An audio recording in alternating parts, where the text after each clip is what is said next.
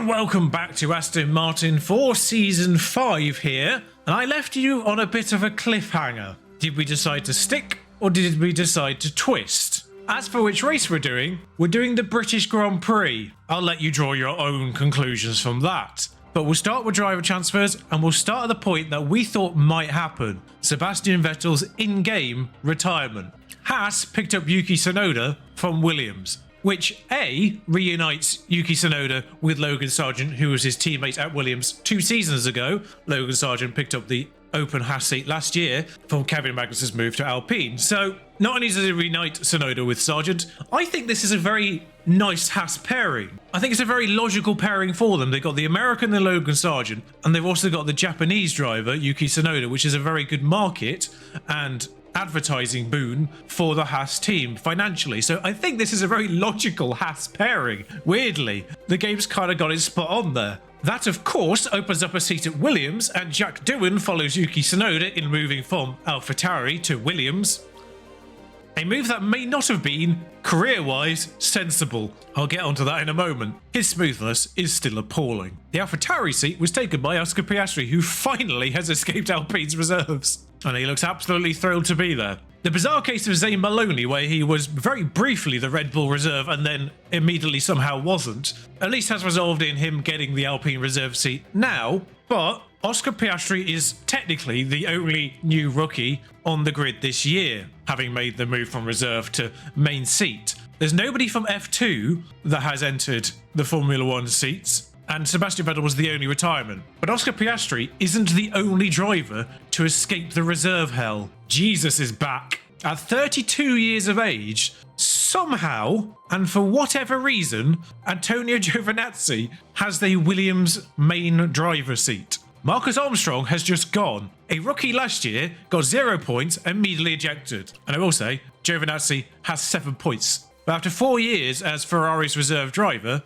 I tell a lie, he's got 14 points. This page is very confusing because it's obviously averaging his seasons. He's got 14 points for Williams already. He's only 15th in the championship, which says a lot about the championship. But we'll get onto that in a moment, because I still haven't shown you our drivers. We did it. We did indeed do it, which is why I have brought you back for Silverstone, because it is, of course, George's home race. He's already gone up to 91 in our care, and he is bloody unbelievable. Now, I've obviously manually taken his braking up to 96 and in the points that he's gained already so far this season, but he effectively has 90 in everything except for defending to begin with. Like, I haven't touched anything other than braking, actually. I think I've added maybe 4 points to braking so far. That's how many points he's gained since he's been here. 3 or 4 points, something like that. And I just realised I was in the way of defending, but average. He actually has a growth potential of more than 1, which is better than Pierre's, which was 0.97 last year already. So George genuinely has the potential to be probably 92 by the end of this year overall, and quite possibly 94 by the end of next season. So he could easily end up being the best driver on the grid if he continues the way he is. Because we've had 9 races this year. That right there is George's record. He is first in the championship with 223 points after 9 races. 8 wins, 1 second place. The other win being Mick Schumacher in literally the last race. And that was Mick's on merit, by the way. That wasn't even me just going, oh, just give Mick a win, just stop George winning everything. That was legitimately Mick. They were running together and George ran wide. But Mick is second with 112 points. Half. Because even that still has a little bit of a problem child. He's still second in this year's championship at this point. But he has also failed to score in, I think, 4 of the 9 races. Basically, if he's finished a race, he's been on the podium. There might have been 1 race that he basically might as well not have finished in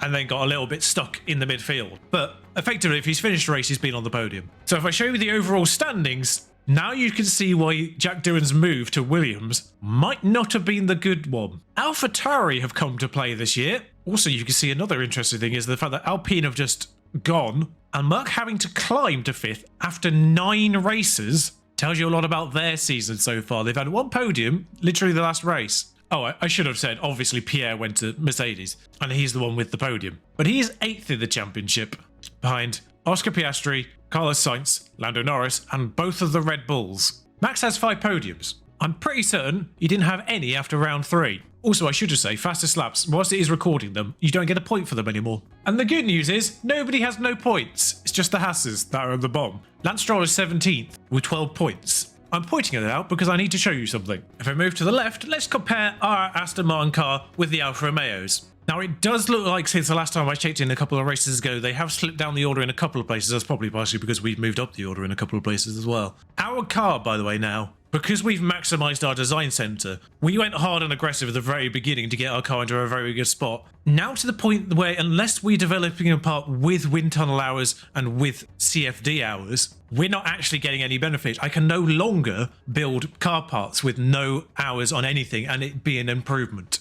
That's how good our car is now. We're still not the first in everything. Top speed we're still lacking, and we're no longer the worst in brake cooling either. Finally caught up there. But Alfa Romeo, for probably the first 8 races, actually possibly had the best on average car. It's a shame they still have Lance Stroll. Zhou Guanyu's done a respectable job. I should say, Red Bull are kind of the other car that's been up and around as being the challenger, hence why they're sort of 3rd and 4th. Obviously, their drivers are both 90 plus rated, but they're not the best at everything, and cornering's still a little bit more of an issue for them. The fact that Mercedes are 5th is a goddamn miracle. Pierre Gasly getting a podium drove the absolute nuts off that vehicle. And it's worth saying, up until a couple of races ago, they were literally 19th and 20th, therefore, in everything except for cooling. Basically the inverse of us. They were 19th in everything. They had genuinely the worst car. And actually, if I do it in just pure raw numbers, you can see how bad they are.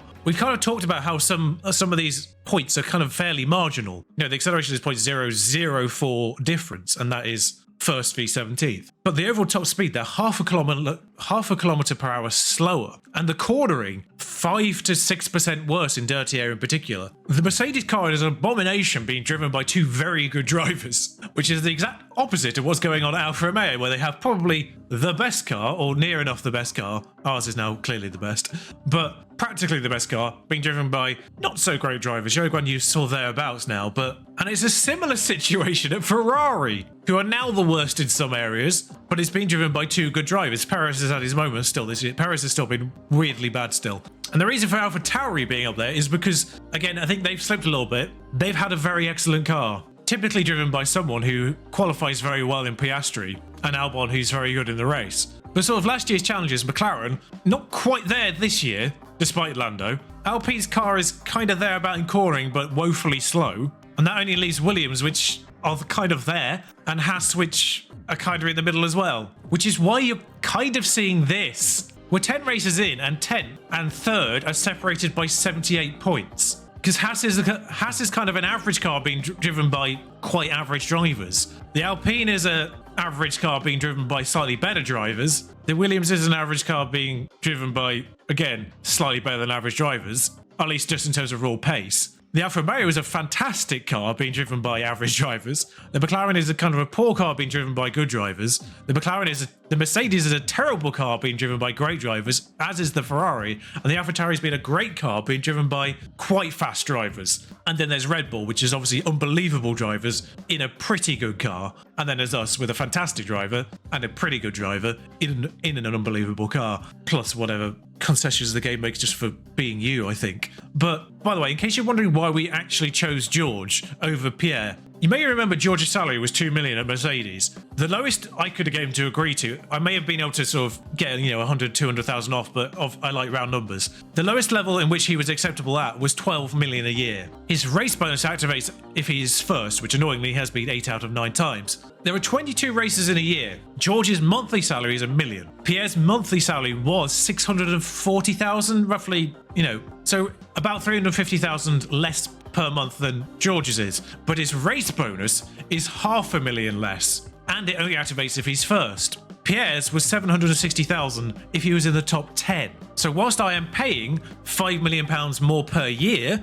for his overall salary, I am saving, even if George is first in every race, I'm saving 10 million in bonuses. So overall, even if George is first in every single race this year, which he hasn't, he's missed one of them already, but even if George is first in every single race this year, I will be saving 5 million over Pierre. And that's, bearing in mind Pierre had 1 year in his contract, so that was fine. But if I was to renew Pierre's contract, I think it would have gotten even worse, because I've been trying to renew Mick's, and I've gone up to 8 million and he still hasn't agreed. And bear in mind, he's on 1.2 to begin with. Thankfully, he'll change his bonus threshold as well. We're now at Silverstone and I still haven't got Mick Schumacher to agree to a new contract. Don't worry, I'm going to stick with him just because I want him. But anyway, it's George Russell, in an Aston Martin at Silverstone. I'll see you for qualifying. So as we battle towards the end of Q1, I'm not sending my drivers out again, but we will slow things down a little bit just so you can sort of see the times go through as and when they do. Expect more from Verstappen, expect more from Piastri here in 18th as well. Although Albon was only 14th. I think this is actually generally the first time in a Q1 session we've been first and second, which kind of speaks to recent improvements in the car.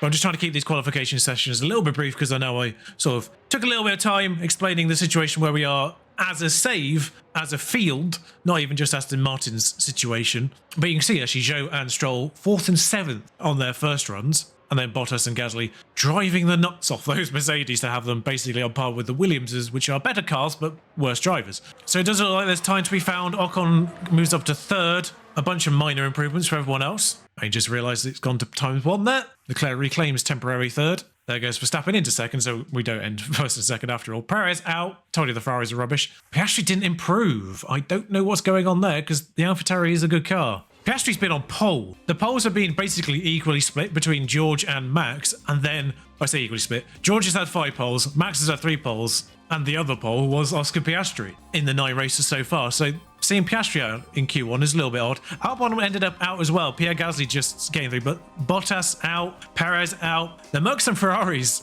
are the worst 2 cars. Then the Haas and the Williams are probably like the next 2 worst, but because their drivers are not quite as good, it kind of sort of balances out to roughly the same kind of times. And then I don't know what's going on with AlphaTauri because they do have a decent car and decent drivers now. This far into the save, I think Oscar Piastri's 83, 84, kind of on par with Mick really, and Albon's probably around mid-80s. But I am trying to keep things a little bit snappier here. There's a good chance these guys will just go do one run here as well. Last race they didn't have to run them a second time even in Q2, and that was used tyres. Giovinazzi could be the sticking point there, getting caught on him. 1st and 2nd still, even on used tyres. Yeah, it's becoming a little bit of a one-horse race because George is more reliable. We'll expect Norris to get top 10 here, but as you saw from Q1, Gasly barely made it through. Sainz, the Ferrari, is rubbish. And then we'd probably actually expect the 2 Williams and Sargent to be in that mix in the bottom 5. And Sargent is 7/10 behind Mick. They're the 5 I feel comfortably will not better mix time. And Stroll as well. I'd probably throw into that mix too.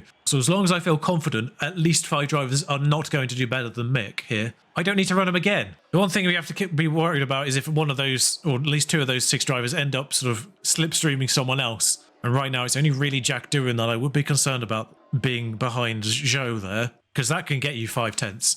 Doohan goes 3rd for precisely that reason. Gasly and Sainz out. Giovinazzi out. Stroll makes it through. Verstappen on the cusp right now. Leclerc's on the cusp. Oh no, he's moved up to 4. It just took a while for his time to go through. Sargent definitely out, so it's going to be Magnussen or Verstappen here. Verstappen just makes it. And Magnussen was the one behind him as well. Verstappen by the skin of his teeth. I don't know what happened there. He's got 4/10 more in there. He's capable of 3rd, easy. But Lando found time there. But I will use fresh tyres. I'm not going to send them out on the 2 times used. I feel like pretty much everyone else has gone out there, so I don't feel like Mick and George are going to get stuck on anyone. So I'll be able to put in a good clean lap. 124.7, 124. Well, it would be 125 went in for Mick there. Looks like nobody slipstreamed anyone there. Looks like Ricciardo had a problem, but I should say, whilst Oscar Piastri has qualified well in general up till this race, the reason why he got pole was because he was in the gearbox of someone else on their flying lap, so he got the slipstream and managed to sort of gain like 5 to 6/10 off the back of it. It's a weird system.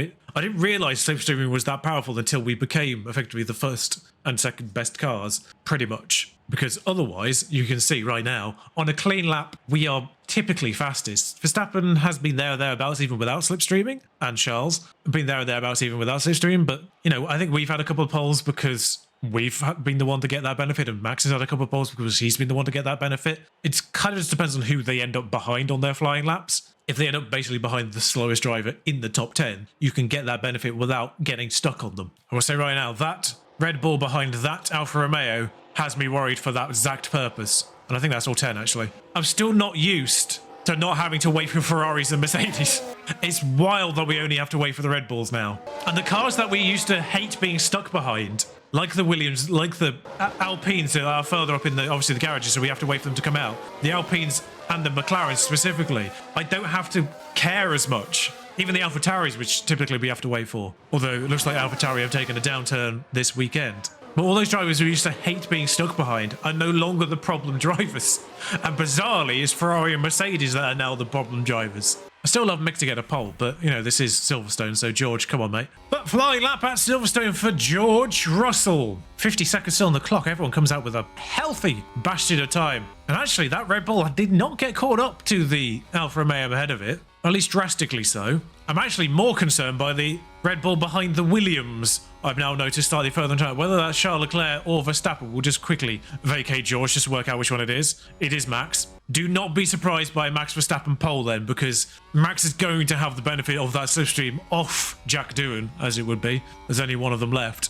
Up the Hanger straight in particular. Mick might get a minor benefit off George, but he's not that close for that to be that concerning. And actually, the Alfa Romeo behind Ocon might get a bit of a benefit here. Ocon doesn't improve as you'd expect. It is Stroll behind Ocon, so we didn't have to worry too much. Zhou Guanyu doesn't find time. They will all use used tyres as well here. Leclerc finds a bit of time. He did get a bit of a slipstream, I think, maybe. Norris doesn't improve. Verstappen moves up to third. You see there, 2.5 tenths off Max there. Thankfully, I think the used tyres counteracted the slipstream there. It's when they get it on the first runs, that's when the problem happens. George, I think actually he's gone faster on, but Mick's definitely gone faster. Yeah, Mick's gained a 10th, but hasn't challenged George too closely for pole there. This might genuinely be the first time all year so far that we've actually run up 1 and 2. Mick's usually third at best. Now, pit stop times at Silverstone are quite long, fully dry race. So a 2-stop is still marginally slower, even though obviously you're getting the benefits of fresh rubber. Both George and Mick have quite high smoothness. In fact, George has the highest smoothness, I think, of anyone. He's 93. Mick's is 88, so he's kind of up there with Sainz and Verstappen and Charles Leclerc, who I think 90, 89, 91 respectively. I think effectively they are the 5th best runners, those 5, in terms of keeping tyre wear. I haven't actually checked, and I still haven't checked, but Piastri seems to have a bit of a problem with tyre wear. So I think he might be in the same boat as Jack Doohan. And I think it's actually a slight problem with the reserves and F2 drivers in general, that their smoothness is quite low, as standard, and the AI doesn't really improve it. So the 1-stop, whilst we've got soft tyres up the wazoo, really, I think the 1-stop is the one to go for. And I think George is better on his tyres, marginally. So on the longer hard stint, I'm going to bring George in first. Obviously, as drive number 1 as well, he should really have that first choice pit stop as well. I must say, the 63 on this doesn't look good. But in the race, it actually looks quite all right. And Mick's from the Haas car looks all right on the Aston Martin car as well. And the drivers are ready for this. The British Grand Prix. And it's lights out, and away we go. So it is the British George Russell in the kind of British, let's call it British, constructor Aston Martin as Max gets Mick off the line. That's unfortunate. At the British Grand Prix. Mick's got him back, sort of. But George is clear. We'll take him off push. Mick's clear. We'll take him off push there. We'll leave the fuel and ERS, and I'll come back in because there we are, problem solved. And I will let them race, mostly because it gets them experience points. But it is Aston Martin's 1 and 2 here. And as much as Mercedes is kind of vaguely viewed as the British constructor because of George and Lewis, they are German. But realistically here at Aston Martin now, we are representing the 2 parts of Aston Martin, the British heritage and now the German ownership, through our 2 drivers. But as I watch George Russell and Mick basically do synchronised driving, they're going to attack each other. I'm going to allow them to attack each other because a successful defend is 5 points and a failed attack I think is still 1 point. So even if they make a failed overtake, it's 6 points divvied up between them, and sticking Dauphin driver negates all that juicy experience bonus, which Leclerc and Verstappen will be getting behind as well because they're fighting each other. And I've only just realised this race so far has kind of gone Noah's Ark, although Zhou's got Verstappen, remarkably. Told you those Alfa Romeos were good cars. In fact, Zhou's having a go at Leclerc. Zhou Guanyu on the inside of Charles Leclerc here. Let's be real, we probably can just leave our 2 drivers to it now. He's going to be on the inside going onto the main straight. Unless he yields, Zhou Guanyu might have the advantage. I don't know who's got the outright top speed here out of the 2 of them. DRS now enabled. This is a fantastic fight between Zhou Guanyu and Charles Leclerc. Verstappen just sitting back. Lance Stroll behind him. Lance Stroll has inadvertently just locked his way into a good car again, by the way. To be fair, I do think real-life Lance Stroll is a better driver than in-game Lance Stroll. In-game Lance Stroll is woeful. But now DRS is activated. I might be canny and take this opportunity. There's a 3.5 second gap. I don't need to worry about him falling off. I'll take them both off fuel push, so only minus 1.1. And remarkably, this fight is still going on. At some point, Stroll's got Verstappen. Is Verstappen on hards? No, he's on mediums. Is Stroll on? I don't think there's a basic strategy that starts on side. I think all the strategies started on medium. That's actually okay. Maybe not. R1 on Paris on hards. on board with Zhou Guanyu. This is going to look so good with visor cam, by the way, in the next game. But he's going to have DRS, so I do want to be on board with Zhou Guanyu up the hangar straight. As Charles Leclerc goes defensive very early there, although that's just the line that the cars take. It looked very weird. Zhou Guanyu with DRS, not enough apparently. Although Lance Stroll has decided to make that fun for no apparent reason. Verstappen down to 7th. What's going on with Max? I don't know what's going on with the Red Bulls here. Or I say Red Bulls, it's just Max. There's no obvious reason for Max to be this slow specifically. So we'll let Mick get past George naturally. And the second we see George in second place, we'll do the same with him. We'll let them fight, but as long as George is actually behind it, a sort of checkpoint by a good 10th or whatever. There we are. Tell him to don't fight. Tell him to harvest. Tell Mick to push that extra bit of fuel just to counterbalance that George is probably a bit faster. But it's now Lance Stroll the one to be attacking Charles Leclerc, remarkably. But I love the fact the Alfa Romeos are in the mix now.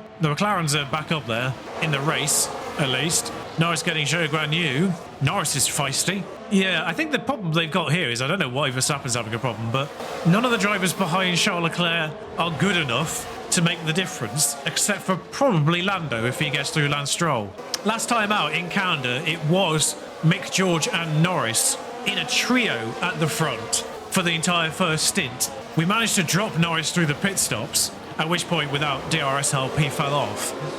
And then through the second round of pit stops, Mick ended up outside of George's DRS, but then George went off. So Mick got the win legitimately without me even having to team orders them. But as soon as George is at full DRS, we'll leave him be, as I'm kind of expecting something from Norris here because he took Zhou Guanyu on the last time round. Verstappen's 6/10 off. I don't know what's wrong with Verstappen. Maybe his car's a little bit, because he wasn't that quick in qualifying either. Yeah, I think the only reason he was so high up in qualifying was because he got the slipstream. He barely made the Q3 in the first place, and then was, I think, 8th on the first run. Yeah, nothing really going there, so we'll just let George max out his DRS, take him off don't fight, and we'll just let them run around. Piastri fighting Bottas at the back. This is crazy that Piastri's at the back. Piastri had a good chance of winning a race, and then he crashed earlier in the season. The one he was on pole for, which was a bit of a shame. I think he was already third by the point he crashed, but George had already got through him. I think Max had got through him. I don't think Mick was there for that one. I think there was a race that Mick may have taken a penalty in. Because Mick crashed fairly early on, and he had to take penalties quite early.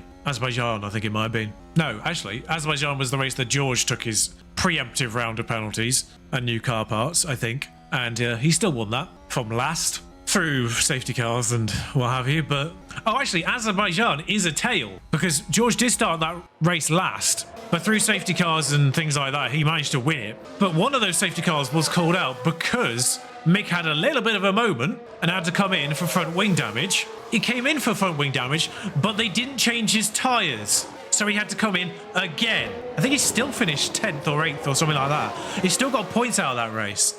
But I was a little bit annoyed in that one because for whatever reason, the game didn't change his tyres, which he broke in the same instance. Not like 0%ed, they were like 40%ed.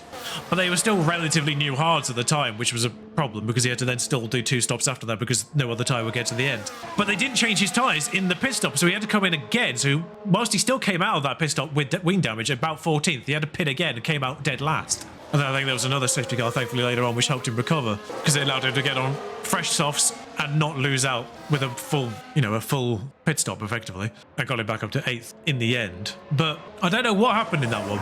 But we're at lap 11, and quite frankly, the most interesting fight on track right now is Magnussen Sargent, although Magnussen might be within DRS range of Giovinazzi.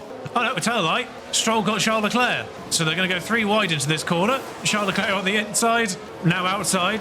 Zhou Guanyu on the now inside. And through goes Zhou. So it is the Alfa Romeos running 3rd and 4th now. Charles Leclerc has lost out there. Yeah, I do tell a lie. This 3rd to 8th fight is genuinely quite fascinating. 8th is now Verstappen as well. He's fallen to the back of this. What? I can only assume he's like at the end of his car life parts that he's got in. This has to be for that reason. I'm trying to think if he crashed in a race that may have damaged a round of car parts maybe early on. Because I cannot think of another reason for this to be. I mean, he's got a fantastic view of this fight ahead, even if for some reason he's not part of it. And bear in mind that without the slipstream, he would have qualified about here, it seems. So it's almost as if he's back in his rightful place for this race. But Charles Leclerc didn't seem to have any issues qualifying, as Mick actually is trying to get George. But yeah, he just can't hold on. Like they've all obviously got DRS as Leclerc gets Zhou that time. So this is just going to be changing hands. Ricciardo got through Stroll there. I mean, he's going to have him, I think, long term, unless he gets squeezed here. This actually could be a fantastic double team work from Zhou Guanyu, kind of preventing Danny Rick having the run there and forcing him to yield to Lance in the end. But the first pit stop, and only pit stop, is not for another 11 laps. There's a good chance we'll just see you then. First round of pitters are in, and bear in mind these will be 2 stoppers. Zhou Guanyu, one of them, so there goes one of the cars out of this leading pack. Fascinated to see how he gets on. Fascinated to see how he gets on overall on a 2-stop strategy, because it does look like, at the very least, Stroll might be on the same strategy but pitting a lap later, for all we know, but he does appear to be on a different strategy to everyone else in the lead pack. 18 laps, we are 9 seconds clear. It's not quite Red Bull IRL levels of dominance. Not quite, but close. And Mick is capable of sticking with George as long as he's got DRS. I think as soon as he loses him, he does struggle a little bit. And speaking of, there's George with Mick on the outside. No! Ooh. Oh, that was a moment to look back at that. Okay, good God, Mick. Thankfully, he's got enough time to deal with that. Actually, Azerbaijan might not have been that race, but that definitely did happen at one of Mick's races where he came in and didn't actually change his tyres. I think that's still happening in Azerbaijan, but Azerbaijan was probably Mick's worst moment of the season so far, other than just straight up crashing out. Because after a safety car, when they were still fairly early on, I think still running first and second maybe, or first and third, he span 1 lap after a safety car came in, which of course meant he waited till everyone drove past. Everyone. And now we see what Mick's made of, because he's now 4 seconds off George. And at least makes this less tense, so they're going to crash into each other. But good God, I can't believe I sort of just cut back in at the exact moment Mick nearly took them both out. I mean, he's got half a kilogram of fuel to burn, so go for it, Mick. Pit window is active for George. He's got 55% on his tyres. There's George's smoothness coming into play. We'll have him go aggressive for these 3 laps, because why the hell not? In fact, Toledo would be quite nice if he cleared Sonoda. I'll get him to push field as well, because then it's only Bottas and Albon now kind of in the way. Everyone else is, I think, basically with Doohan is separated from Ocon here, but everyone else is kind of within 3 seconds. Right now he's coming out. Oh, right now he's actually coming out 12th apparently, which is Albon. So he's already clearing Perez and Sonoda. But the more time he gains, the better, frankly. Sorry, Mick. A couple of those people pit anyway. Full attack this lap, George. Yes, Fox. As George comes into the pits. Apparently he's 9 seconds ahead of Mick, but I think that's because of the lines they take through the pit. I'm going to have Mick attack and deploy on his in-lap rather than out-lap, just because he's less safe of getting out of the way of people. But George will come out 3rd because of everyone pitting. In the pit lane. Giovinazzi's still ahead, 4th. Can't push these tyres, George, but you've still got a bit of fuel to burn. And George will push his out lap. Try and clear Giovinazzi as quickly as possible. So right now, apparently Mick's coming out 15th, which is problematic. And also wrong, I think, because people have pitted. I think he's actually going to come out. Because if George was coming out ahead of people who are 29 seconds behind, I think so will Mick. Zhou and Gasly pitted early. Norris, I don't know what he did. Norris has pitted, but I think he pitted later than Zhou and Gasly. Nicely done. Giovinazzi hasn't pitted at all yet. On the 1-stop as well, I guess. Oh no, did he start on hards? No, he's started on mediums. On the 1-stop as well, I guess. It's weird that the hard strategy isn't hard to medium, but it's hard to medium to soft. And they've pitted already. Fastest lap, Mick, there. Probably immediately about to be taken by George, but as he's crossed the line. Actually, George didn't get it, surprisingly. But he cleared Giovinazzi, who still hasn't pitted. Max pitted behind Mick. And Mick actually comes out 3rd, which does surprise me a little bit. I thought the pit lane was quite long there. I was worried he was still going to come out behind Norris and Gasly, and he's come out 6 or 7 seconds ahead of them. So Giovinazzi, the only person not to pit right now. Of course he didn't do fastest lap because it was his out lap, 1:49. But Mick's in lap was 2 and a bit seconds faster than Giovinazzi's actual lap, and a full second faster than Zhou Guanyu's. So Leclerc came out behind Norris, but obviously pitted a lot later. So I think Norris may have been on the 2-stop strategy that Zhou and Gasly were on, but he's just coming fractionally later. Same with Ricciardo, as Giovinazzi now pits on a 1-stop strategy. But of course, our 2 drivers are going to the end now, and other drivers may not be. Zhou Guanyu is obviously the one we're most interested in here. Gasly's actually done really good to stick with him, because they're going to be on the same strategy. They'll be going to another set of mediums later on, or softs. I'm not sure which round they go, but they have got to gain this time, plus the pit stop, back on that last stint. So they are chasing. Giovinazzi came out in 15th. Kind of shows you how tight the rest of the field is, as indicated by the constructors. But it's lap 33, and Pierre Gasly is still sticking to Zhou Guanyu. And I think Leclerc may be dragging Magnussen, Verstappen, Ricciardo, Ocon, Sargent with him to that group of 3. It might become one mega chain shortly. Stroll, however, pitted and ended up further down the order and is now trapped in 12th without DRS. Yeah, Leclerc is slowly dragging as Russell just does fastest lap, and Stroll's just gone off anyway. So yeah, Zhou Guanyu is now leading a train of 8 vehicles, I think. 9, maybe. 9. That Sargent is just about hanging on to. I think he may have just lost it this lap. But Sainz is in 12th and not catching. That is the Ferrari pace. Perez is in 19th and not catching Bottas. They are both equally terrible. The AlphaTauri pace here is a bit faster because they have been faster than this in the past. This season. As the second pit stops are happening, Zhou Guanyu comes in for it is mediums again. But they've all pit on the same lap here, so I'm fascinated to see how they come out. Zhou Guanyu is being pipped in the pits by Ricciardo, remarkably, and Gasly. A slow pit stop for Zhou, or is it just unfortunate pit boxes as they come out around Perez? But Gasly's now free. We'll see if he actually stays free of Ricciardo and Zhou, who are faster vehicles. Ricciardo and Zhou fighting each other might be Gasly's saving grace here. But to be fair, he's still got to get into that top 10. There are a couple of drivers here. Oh no, it was Albon and Perez, they pitted as well. Norris, I'm not convinced, isn't stopping again. Magnussen maybe as well. Everyone else, I think, is doing the one stop that we're on. So both Williams in the points as things stand, with Stroll 4 seconds behind, and I don't think he's catching, at least quickly. Sainz in the top 10 through strategy at the moment, with the Williams for company. They're fighting, they may be fighting each other, but they have the similar pace to the Ferrari with their respective drivers. And is one of them going to get him here? They're both on the outside of the Ferrari. No actual incidents beyond Stroll spinning there and mixed lockup. I think they're the only 2 incidents in the entire race. It's 3 wide through the final corner. Neither of them actually make a move on Sainz. Jack Doohan and this poor tyre management might actually come into play towards the end of the race as well. 60% as things stand. But 11 laps to go inclusive. Sorry, 12 laps to go inclusive of this one. But Russell is about half a lap ahead. But I'm about to point out something that is going to kind of show you the relative pace of everyone here. George is undoubtedly the fastest vehicle right now between driver and vehicle. We cannot develop a part without wind tunnel or CFD hours and it be an improvement. We have effectively maxed out, as actually, I think that's Perez who does spin there, who is last anyway, as the Williams is actually making a move on Sainz here. Jack Doohan is through. But we cannot make a new part without actual research hours and it being an improvement anymore. We cannot just go 0% suspension, there's an improvement, even on brake cooling. So we need wind tunnel hours to make a better part. We've effectively maxed out development on this vehicle.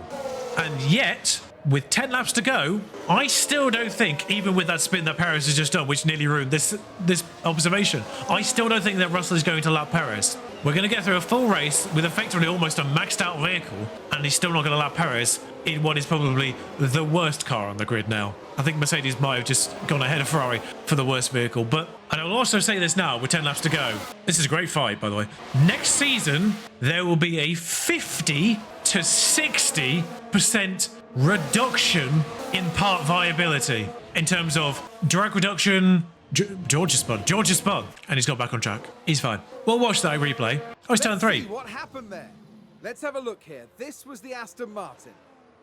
Just doing that. There's going to be a 50-60% reduction in effectively what the game is doing is simulating brand new regulations is what the game's doing without actually saying it. So whilst we've got parts on right now which are providing, say, an 87% reduction, for example, next season we are having to research that to 40% reductions at this point. We're effectively losing half. All the cars' viabilities are going to go down by half or worse. The cars are going to be noticeably slower next year across the board. Every single aspect of the car is going down by 50 to 60%. It's not just high-speed corners, for instance, like it was last year, where it was high speed over low speed was the debate. This was, where do you want the 50%, where do you want the 60%? That was what the debate was. There was no negotiation of either having 50% or nothing. It was, where do you want 50 and where do you want 60 across the board. So next year is going to be interesting. And the good news is, I've worked out the calendar. I think there is actually space for it to do a 6th season here and still have a week off before F1 Manager 23 turns up at the end of the month. Even with early access, I think it comes out on the 27th, which is the Thursday. The game actually releases on a Monday, which is weird. I don't know why it's releasing on a Monday and not the Friday beforehand, but you'd think they released it on the Friday, but sure. It's releasing on a Monday. Early access releases it on a Thursday. So we will be there on that Thursday. We will be recording. We will be streaming. 2 separate saves, as I've said. And you know what? I'm going to announce it now. The stream save will be Haas. The stream save will be Haas because I think as a unit, Haas as much as I love Kevin and as much as I love Nico, they have the most replaceable drivers as a team. And bear in mind, of course, all the saves for next year, all the saves will start at their original starting point in terms of car development, so the McLarens will be terrible. As much as I'd love to do the McLarens, Lando and Piastri are probably the least replaceable drivers as a unit on the entire grid.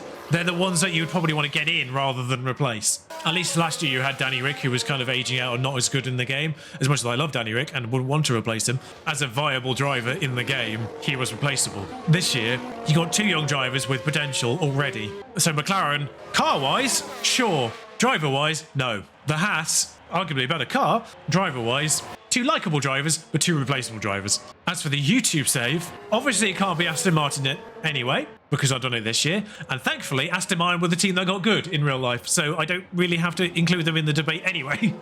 I lucked out there a little bit, but you still got Williams, you still got Alfa Romeo, you still got AlphaTauri, which are in the conversation. I don't think I'll do Alpine, and obviously I'm not going to do Ferrari, Mercedes, or Red Bull. As I've now just noticed Magnussen is the lead of this pack. I was about to say they did drop Sargent, but I think Sargent may have pitted again because he's down in 16th now, as Zhou Guanyu and Gasly are stuck on Stroll. So Stroll one stop, Bottas is one stopped, and the medium runners at the end here are stuck on him.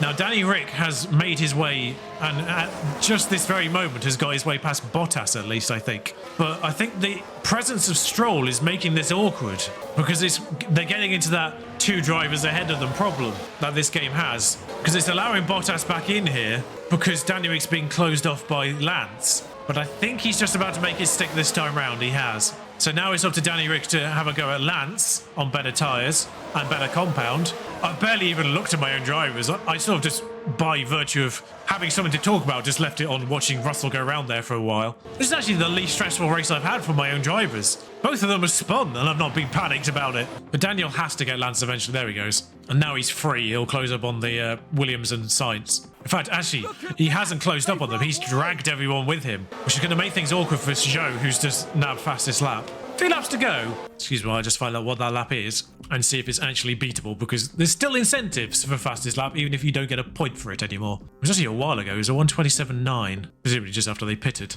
1:27.9 with deployment. Do you reckon you can do it? I think it was the inflexible. I think it was the free incentive this time rather than the optional incentive, so I might not bother. Okay, so about to start a lap. Let's deploy him and push him. I'm not going to push the tyres. If you need it. Mick not too far behind on the road now because of George's spin, but they're doing 1:28.9s. I don't think even with the deployment. But he's within 6 seconds now, actually, Mick. He was about 8 before George span. I imagine that gap's got wider over the laps, but Ricciardo got through the Williams. It's just Sainz ahead of him now. Yeah, the 2-stop not really working out for anyone here. Everyone in the top 7 is the 1-stop, and then there's Sainz in 8th, who is also 1-stop, and has basically been the cork in the bottle for everyone that 2-stopped. And Zhou Guanyu still hasn't even made his way into the top 10. Bear in mind he was fighting for third in that first round of pit stops. Well, before the pit stops. Go on, Daniel, get him! He's in the slowest car on the grid. George did it. 1:27.4 with deployment, blimey. And pushing the fuel. I won't bother pushing anything now. Get round the lap, lads. Don't cause any problems. Daniel did get signs that I was talking there. Presumably up the hangar straight. But Gasly and Zhou got stuck. Bottas has gone backwards. Yeah, Zhou's had too many vehicles ahead of him to try and get past on just tyre advantage alone. Jeddah might be an interesting factor here. Norris did do a 1-stop, but for some reason just did it really early. Along with Magnussen, they both did the same thing, which is why they're kind of struggling to hold on to Leclerc now. We'll switch over to George as he crosses the line. Another victory. And our drivers weren't close enough to even engineer a win for Mick, but I wouldn't have done it here anyway at Silverstone, of course. That was genuinely the easiest race I've had. I will say, even though we have had at times the best car, or at least nearly the best car, George and Mick haven't quite sort of run away like that together, at least. It's the first time they've qualified first and second, I think. And there's been a couple of occasions where Mick's got through the couple of drivers that qualified ahead of him to be behind George. But even then, they've not necessarily run away from the pack like that. They started to do it in Azerbaijan, I think. And then a safety car came out, and then Mick span. And pretty much every time they have started to do that, a safety car has come out and it's kind of neutered it a little bit. Like even last race in Canada, Lando came with us. So I think this is genuinely the first time our two drivers have driven off and then have just never fallen back into it. But it's a well-deserved victory for George there, who drove a sublime race. I wonder if George has a specific line for winning a championship at Aston Martin. There we are at Silverstone. Leclerc gets third, I think, in the end. It is Charles. Charles in a Red Bull suit still looks weird. He always, I mean, I know the model isn't fantastic, but he always does look like a completely different person, Charles, in a Red Bull suit than a Ferrari suit. I think it's because his hair is black. K-Mac goes up 10 places by pitting once and getting in this pack and never leaving it. But Carlos Sainz drives a blinder to get 2 points for Ferrari. Giovinazzi gets a point for Williams. And the Alphas, despite being 5th and 8th on the grid, no, 5th and 7th on the grid in qualifying, because one was Lance Stroll, who is a liability, and the other was Zhou Guanyu, who 2 stopped, get no points. Alfa Romeo have probably the second best car on this grid now, but they keep doing this. Alfa Romeo have basically taken over Ferrari's spot. We are Red Bull, they are Ferrari now. And Red Bull are now actually effectively Merc, in the fact that they have probably quite a good car and quite good drivers and sort of keep it in the mix. And then McLaren are probably the Aston Martin right now, and then K-Max just pulled a blinder out of nowhere because their car isn't great. That's 12 points on what was 14 beforehand. Not quite as much as in the mix as they were last year. But yeah, Oscar Piastri 7th, Albon 9th. Drivers, Pierre Gasly driving the nuts off that Mercedes for 42 points already so far this season. I told you I'd be fascinated to see how he do in another vehicle. I'm especially fascinated to see how he does in this awful Mercedes. But yeah, top 6 picking up points. Ferrari still, Carlos Sainz, still 6th in the rankings. Because I think they started with an okay car and they've slipped backwards. And Lando's still, again, driving the nuts off that average McLaren now. I'd like to see them go forward again. I'd like to see Lando be more of a competitor. Because he can mix it up with the big boys. As long as he's with the big boys at the start of the race, he can stick with them. But as soon as he isn't with them, then he falls off. He's kind of like the inverse of Mick, who's obviously got the car, but as a driver isn't quite good enough if he doesn't have the tow. Whereas Lando is the driver, but doesn't quite have the car. Still has 3 podiums this year. Poor old Haas down there. But that, right there, sums up the season. 44 points to Aston Martin, sure. 23 to Red Bull, that's fine. And then the other points are just all over the place. AlphaTauri get none. McLaren get 14, go up to 4th. Alpine get 18, go up to 7th. And to be fair, even though we allowed our 2 drivers to effectively overtake each other, they didn't do it that often. Only 5 times. There we go. Our drivers, 1st and 2nd, we only pay out 330 grand, opposed to like 800 or nearly 900. But I still need to negotiate Mick's contract.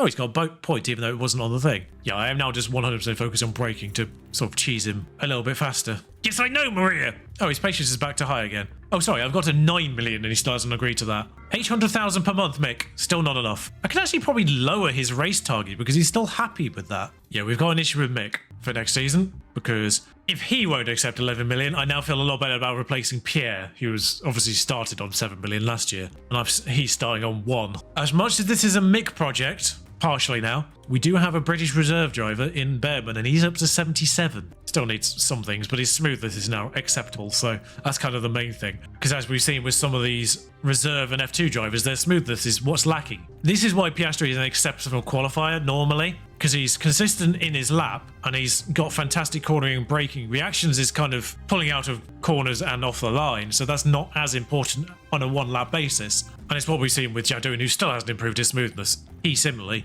very high in his pace and consistency elsewhere. He's a very good defender actually as well, which kind of helps his combat his smoothness terribleness. I would say Lando, but he's signed a new contract and his salary is insane. Oh, Seb's contract ran out, but he didn't retire explicitly like Lewis and Fernando did. He's actually open to a proposal. In fact, actually, Lewis and Fernando don't even appear on this anymore. Also, one thing I have learned since ditching Ollie Caldwell as our reserve driver in favour of Behrman is I've effectively killed his career because he can now no longer be signed in a position any lower than reserve, and no one's doing that at 67. I will say, if we cannot renew Mick's contract, the most likely situation is we do promote Behrman and then bring in a new gen just to kind of see how they develop over the course of a year, just as an experiment. The one thing I will say about the new gens is, whilst they do have good faces, I don't know if they're AI generated or not, but there appears to be a very limited number of them. Yeah, so this is Ava Forrester, who's 21, generated a couple of years ago. This is Cheryl Clear, generated this season, for this season.